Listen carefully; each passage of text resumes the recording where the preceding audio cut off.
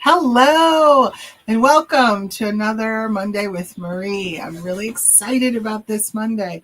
So, I had all these plans for this Monday.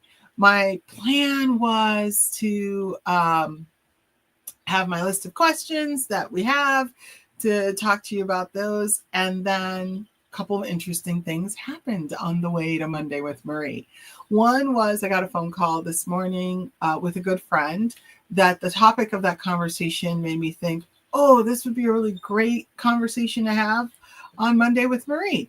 And then two, I had an experience on Saturday where I had a conversation with another friend that I thought, oh, another good conversation that I could share on Monday with Marie. So that's what's up.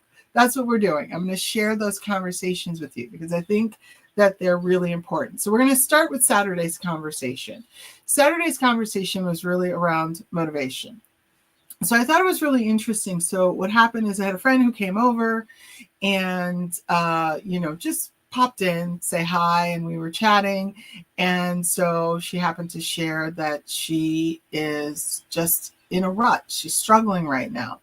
And so we started to talk about it. And so I said to her, tell me, because she kept, everything was just negative. So I said, tell me what's going on with you. Like, tell me why do you feel like you don't have a lot of energy around this particular thing? So she started to share. So then I said, on a scale of 1 to 10, what's your energy level around this? And so she said, it's about a 2. So I said, okay, so what would bring that energy level for you up to a 6 or a 7 for you to be able to do this? And she sort of paused, thought about it, and then gave some suggestions on some things that she could do. So this sounds like a typical conversation that we would all have with a friend, right? What made this different is the truth is she was completely demotivated.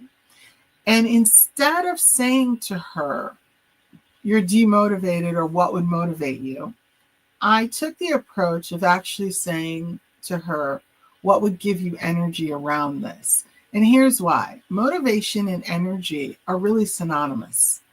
And so when you think about how we even use it in language, when I'm demotivated, I will say, I don't have enough energy to do that. And if I say, oh, I'm so demotivated, we feel sometimes that means that we're being lazy around something or we're not being productive. But the truth is, it's really more, we are really struggling with how to encourage ourselves internally to be able to complete the task. So when we think about it as energy, and then I don't have enough energy for this, I begin to start thinking about what is de-energizing me, what is demotivating me. Same terms, synonymous, right? And so now I can begin to sort of have this conversation, this really rich, beautiful conversation with myself around what I can do to increase my energy up, right? So is it as simple as I need to get my second wind in order to complete this task? What are some techniques that I can get my second win? And sometimes you may not have the beautiful motivational maps, which we talk about on Wednesdays, to be able to really understand your motivators, but you can do this a little bit internally with yourself. And so that's what we did. And she immediately began to think about all the ways that she could re-energize herself in order to do this task that was just feeling like this big elephant in the room, this monstrosity in the room. And so I got a quick phone call from her on Sunday evening, and she actually said, hey, I got all of that done. And in doing that, I discovered X, Y, and Z. So the next time you are feeling a little bit demotivated, ask yourself, where's my energy level in this? Like, what's my real energy level in this particular task? All right, so that was conversation 1.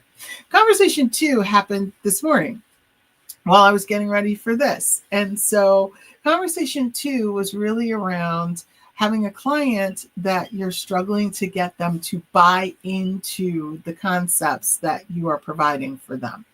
And this is a client that's excited about working with you, but every turn, they're just not feeling what's going on. And so, one, it's about how do you help them really be able to articulate what it is that they are not seeing or not feeling. And a good system for doing this is, one, get permission from them to offer suggestions. Two, offer two suggestions, just two. And then after you offer those two suggestions, then ask them, what do you think about those suggestions? Do you have some suggestions? Actually, I take that back. That's not the question. The question is, what other suggestions do you have that are in alignment with this? If they're in alignment with your suggestion, they're going to immediately, you're going to see it in their face, they're going to immediately go, oh my gosh, yes, here's the thing. If they're not in alignment with your suggestions, they're going to immediately give you that face, or you're going to hear in their voice the, and then the most important question of this, which is why I always confuse that first question, because it's really not the important question, is the most important question in that moment when you're seeing their face going, that's when you can say to them, what is it that you're not feeling in alignment with? What is it that you're not comfortable with? So you can say alignment, you can say comfortable, use your own language. That will allow you to give them the setup for them to be able to tell you what's actually going on with them. Here's why it works, because I always think it's important for you to know why it works. It works because we as humans tend to be really good at telling people what we know we don't want. We're not always good at ideating, coming up with the idea, or being able to say, this is what I want. Now, that's a huge generalization, because a lot of us are really great at that, but a lot of us are not. Excuse me. And so what we need to think about is that if we give two suggestions, excuse me, if we give two suggestions, no, thank you for saying, God bless you. If we give two suggestions, we can then have them hear it and they can tell you what's wrong. We're really good at being able to have that piece of discernment to be able to say, this is what I don't like, this is what's wrong.